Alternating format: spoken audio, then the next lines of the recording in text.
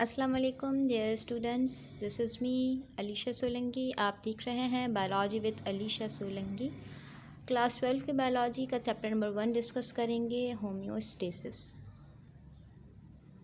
Introduction की बात करते हैं कि होम्योस्टेसिस कितने वर्ड्स पे कंसिस्ट हुआ है और होम्योस्टेसिस बेसिकली है क्या।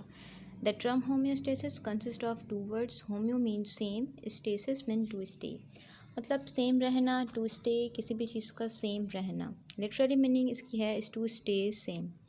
सबसे पहले इस टर्म को जो इंट्रोड्यूस किया था वो अमेरिकन वाल्टर बुकैनन थे, जिन्होंने इस टर्म को इंट्रोड्यूस किया। अमेरिका से ताल्लुक़ रखने वाली थी।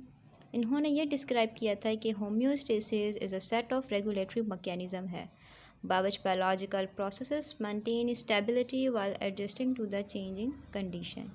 होम्योस्टेसिस क्या करता है कि ये एक रेगुलेटरी मैकेनिज़्म है। सिर्फ एक रेगुलेटरी मैकेनिज़्म नहीं है, इसमें लिखा हुआ है सेट ऑफ रेगुलेटरी मैकेनिज़्म।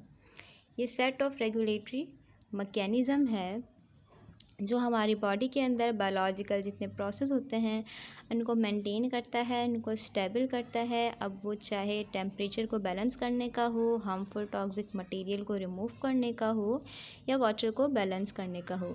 तो ये सारे बायोलॉजिकल प्रोसेस मेंटेन किसके ज़रिए से होते हैं? होम्योस्टेसिस के थ्रू।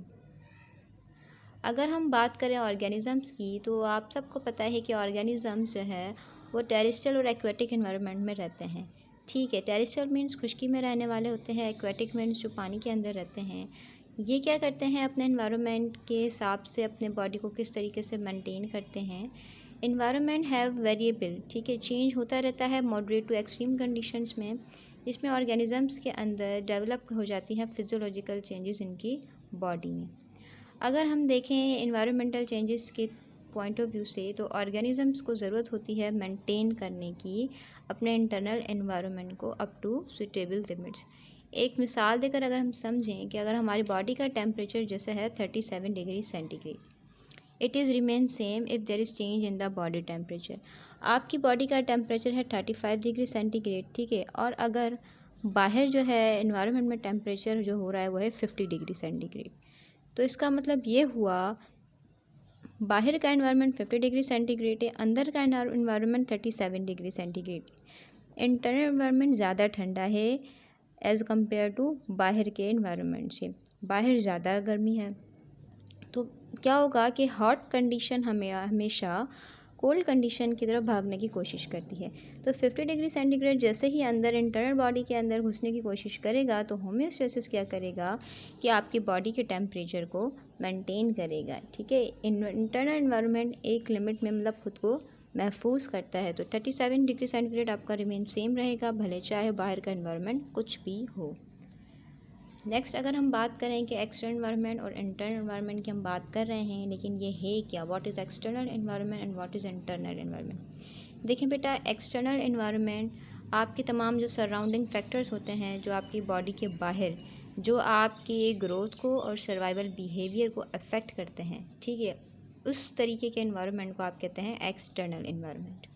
और इंटरनल एनवायरनमेंट में कौन सी कंडीशंस आ जाती हैं? इसमें आपके लिविंग ऑर्गेनिजम्स के बॉडी के फ्लूइड्स आ जाते हैं, टिश्यूज़ आ जाते हैं और ऑर्गन्स आ जाते हैं।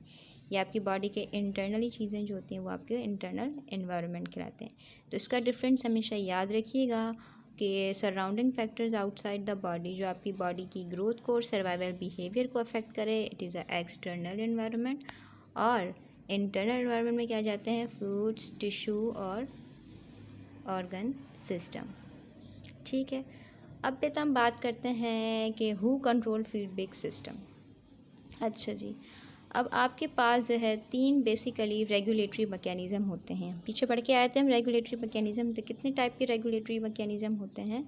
3 टाइप्स के होते हैं। Number 1 osmo regulation, number 2 excretion, number 3 thermo regulation. ये 3 टाइप्स के होम्योस्टेटिक रेगुलेटरी मैकेनिज़्म होते हैं और इन तीनों को कंट्रोल करता है एक स्पेशल सिस्टम। उस सिस्टम को आप कहते हैं फीडबैक सिस्टम। फीडबैक सिस्टम किस में इन्वॉल्व होता है? एंडोक्राइन सिस्टम में या नर्वस सिस्टम में।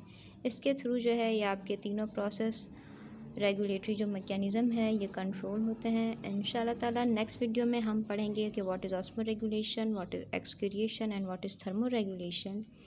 किस टाइप के मैकेनिज़म्स हैं, कैसे कंट्रोल होते हैं और कैसे हम इसको फीडबैक सिस्टम का नाम दे रहे हैं। होपफुली आपको ये वीडियो समझ आ गई होगी। Thank you so much for watching.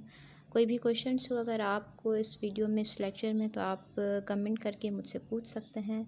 अपना बहुत सारा ख्याल रखिएगा और मुझे दुआओं में याद रखिएगा। अल्लाह हाफ़िज़।